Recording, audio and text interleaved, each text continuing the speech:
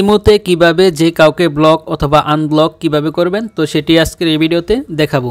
এবং ইমোতে আপনি কাকে কাকে ব্লক করেছেন তাদের ব্লক লিস্ট কিভাবে বের করবেন তো সেটিও দেখিয়ে দিব। এবং আপনি ইমো থেকে যদি কাউকে ব্লক করে দেন তার সাথে আর যোগাযোগ করতে পারবেন না, অর্থাৎ কোনো ধরনের কথা বলতে পারবেন না।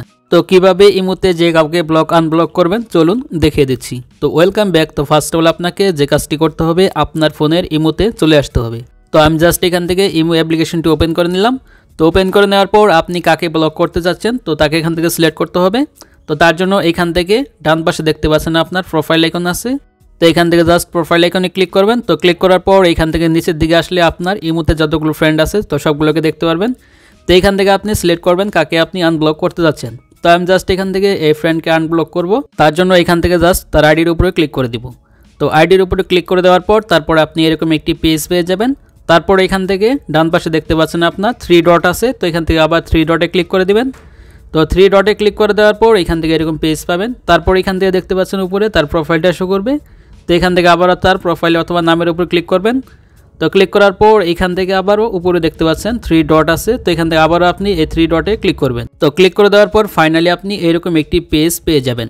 তারপর এখান থেকে নিচে দেখতে পাচ্ছেন আপনি ব্লক বলে একটি অপশন আছে। এখান থেকে যদি আপনি তাকে ব্লক করতে চান তাহলে এখান থেকে আপনাকে এই ব্লক অপশনটাকে অন করে দিতে হবে। তো আমি তাকে এখান থেকে ব্লক করে দেবো, তার জন্য এখান থেকে জাস্ট এই ব্লক অপশনটাকে অন করে দিচ্ছি। তো এই ব্লকে ক্লিক করার পর এরকম একটি পপ আপ চলে আসবে। তারপর এখান থেকে আপনাকে আবারও এই ব্লক অপশনে ক্লিক করতে হবে। তো এখান থেকে যদি ব্লক অপশনে ক্লিক করে দেন তাহলে এখান থেকে আপনার সেই আইডিটি ব্লক হয়ে যাবে।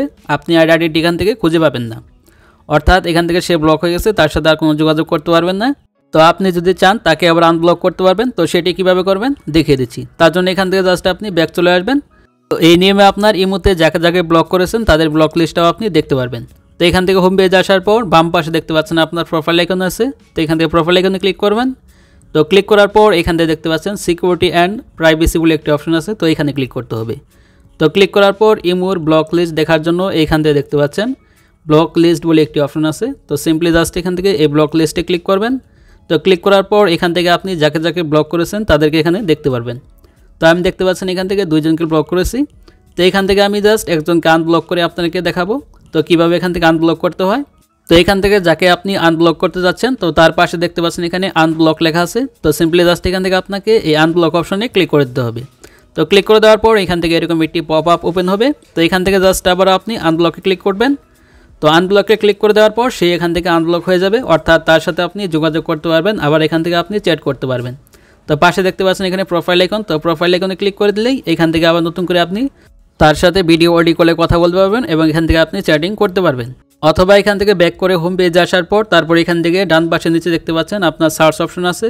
তো এখান থেকে যদি সার্চ অপশনে ক্লিক করেন তো ক্লিক করার পর এখান থেকে যদি আপনি তার নামটা লিখে সার্চ করেন তাহলে এখান থেকে তার আইডিটা পেয়ে যাবেন।